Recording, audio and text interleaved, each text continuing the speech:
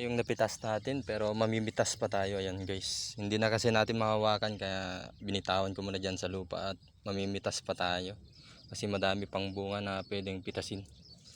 What's up guys, ayan ay nandito na nga tayo sa bukid. Kukuha tayo ng damo na ating papakain sa ating mga baka. Ayan guys, oh, napakadami kaya dito na lang yung napili nating spot kaya let's go. Ayan guys, dito pala yung napili natin dahil ayan ang kapal ng damo. Ito lang guys, sipag lang talaga sa bukid at sa pag-aalaga ng mga baka. At ayan guys, ay dahil sa sobrang kapal ng damo dito sa spot na to ay ayan, ito na yung nakuha natin. Ang bilis lang tayo nakaipon ng damo na bibigay natin sa ating mga baka. Ayan guys, oh. Siyempre guys, isasako na natin to para makapunta na tayo dun sa ating mga baka dahil hinihintay na naman siguro tayo.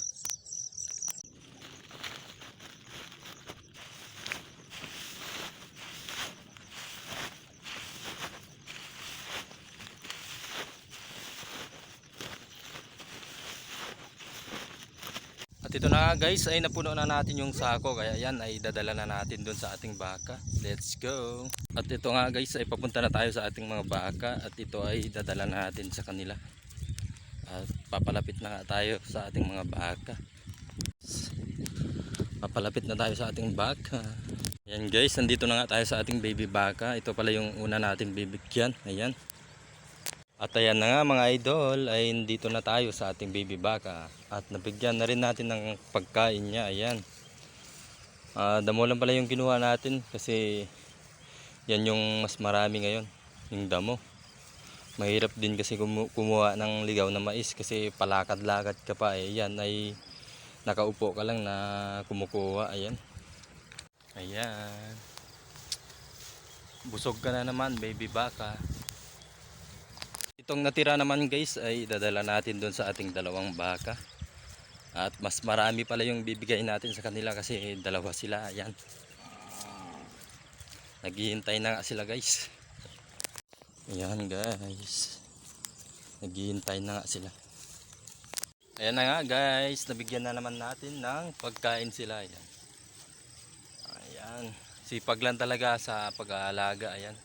Kahit malayo yung pinagkukuhanan natin ng damo ay basta't masipag ka lang para sa iyong alaga ay maganda din yung kanilang paglaki. Ayan. Kailangan natin ng sipag sa ating mga alaga para sila ay maging malusog. Ayan guys, at dahil okay naman yung ating mga baka, syempre pupuntahan naman natin yung ating kalabaw at ililipat natin. Dahil tinaas natin kagabi kaya babalik natin dun sa ating pinaglagyan. Ayan guys, nandito yung kalabaw pala natin, tinaas natin kagabi kasi maulan-ulan. Mahirap na baka mabaha yung pinaglagyan natin. Ayan, nandito siya sa loob. Ayan guys, yung kalabaw natin. At ililipat lang muna natin saglit tong ating kalabaw dun sa unang pinaglagyan natin.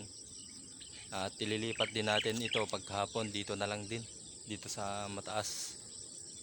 Ayan guys, ay ililipat na natin yung ating kalabaw. At ayan na nga mga idol, ay nailipat na natin yung ating kalabaw dito. At pupunta na nga tayo at maggugulay ng sitaw. Ayan guys, pupunta na tayo dun. At ayan guys, ay nandito na tayo sa ating sitawan. At itong pipitasin pala natin ay ibibigay natin sa ating solid followers. Ayan, dun sa solid follower natin na pagbibigyan natin ay ito na. At pipitasin ko na ngayong umaga at mamaya ay kukunin mo na lang. Ayan. Sabi guys, dito pa lang ay marami na. Ayan guys, sobra. Kaya samahan nyo ako guys sa ating pamimitas ng sitaw. Ayan.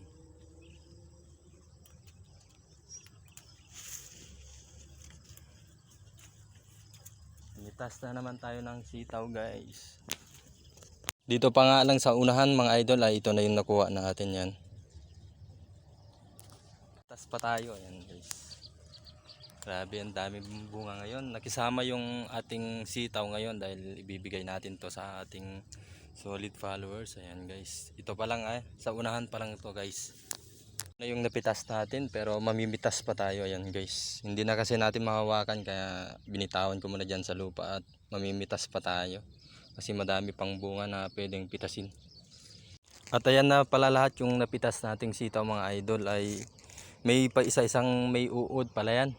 At dahil nga hindi tayo nag-spray ng pang-uod kasi panggulay lang naman natin to at hindi naman siguro natin pwedeng sprayan ng gamot na pang-uod kasi gulay to at kinakain natin. Kaya yan ay ganyan, kahit may uod man na pa isa-isa, at least may mga hindi naman inuod, mas marami pa yung hindi inuod kaysa dun sa inuod. At yan na nga. At pwede mo naman alisin yung mga may uod tulad nito ay pwede naman. Ayan, ito ay may uod. Ayan, ay pwede mo namang tanggalin yan at dito.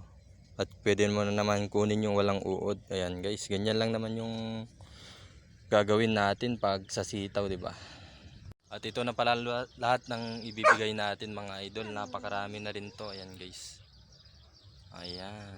Ibibigay lang pala natin muna to dahil nga yung nasabi ko sa inyo ay nagsawa na rin sila sa bahay dahil halos araw-araw ay may gulay tayo na sitaw. Ayan guys, kaya ipa-plastic na natin at bibigay na lang natin mamaya pagka punta niya dun sa ating bahay. Ayan. At dahil tapos na nga tayo sa pamimitas ng sitaw, ayan ay uuwi na tayo. Ayan guys. At malaking plastic pala yung ginawa natin kasi puro maliliit yung naidala natin nung nagpitas tayo dito. At maraming salamat na naman sa inyong panonood at saka sa inyong suporta. At please like and share and subscribe na rin. Ayan, pa-follow na rin mga idol. At God bless po sa inyong lahat. Bye bye.